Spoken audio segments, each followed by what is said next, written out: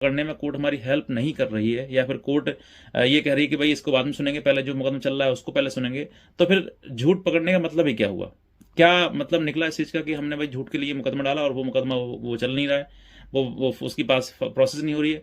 तो honourable high court के भी कई ऐसे जजमेंट आ चुके हैं, इसमें ये कहा गया कि 340 की पहले चलेगी, पहले डिसाइड किया जाएगा, निर्णय उसमें पहले दिया जाएगा, उसके बाद दूसरा मुकदमा डिसाइड किया जाएगा। यानी कि जो भी आपका मुकदमा चल रहा है, पेंडिंग है, वो मोस्ट कॉमनली 125 सीआरपीसी होते हैं, तो या 12 डीबी होता है। तो ऐसे मुकदमे में आपके सामने 340 बेस्ट ऑप्शन है, इसको आप अपनाइए। जो लोग चाहते नहीं कि सर मुकदमाबाजी हम नहीं करना चाहते, वैसे बहुत सारे हस्बैंड्स हैं जो कि नहीं चाहते कि हम मुकदमाबाजी करें, हम नहीं चाहते कि हम आगे बढ़ें, क्योंकि उनको उनको ये लगता है कि उसने मुकदमे कर दी, उसने गलती कर दी, कोई बात नहीं, लेकिन हम नहीं करेंगे। तो मैं कहता हूँ भाई साहब, आपको उस गलती का परिणाम एक दिन नहीं, लगातार कई सालों तक झेलना पड़ेगा।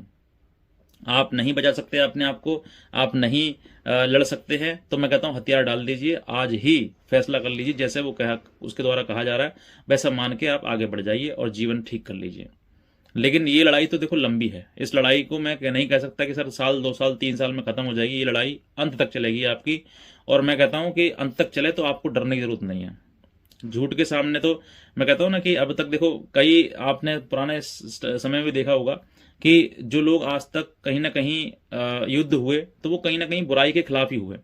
जहां बुराई हुई वहां दूसरे व्यक्ति को लड़ना ही पड़ता है, और ये आज के टाइम की बुराई है जिसका आपको अंत करना ही पड़ेगा और आपको लड़ना ही पड़ेगा।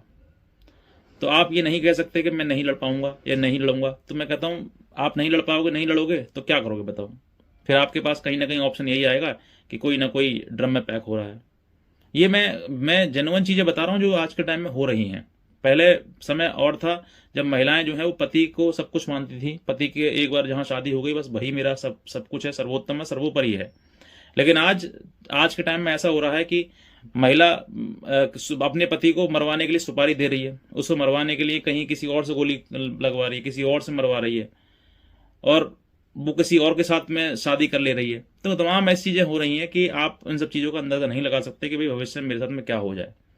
आप बहुत शक्तिशाली हैं, बहुत समझदार हैं, लेकिन कहीं ना कहीं आप देखिए कि महिला हो या पुरुष हो, अगर कोई स्त्री गलत है, जो चरित्रहीन है, अगर वो उसका कहीं ना कहीं किसी प्रकार से किसी और के साथ में संबंध है, तो मैं कहता हूं आप कितने भी चालाक हों, कभी ना कभी आप प्रेम में आ ही जाओगे, और प्रेम में आने के बाद कहीं ना कहीं झटका खाई जाओगे।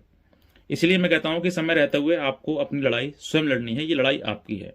आपने जो भी चयन कर लिया अपने जीवन का, उस जीवन को अब आपको आपको ही बढ़ाना है और आपको ही लड़ना है।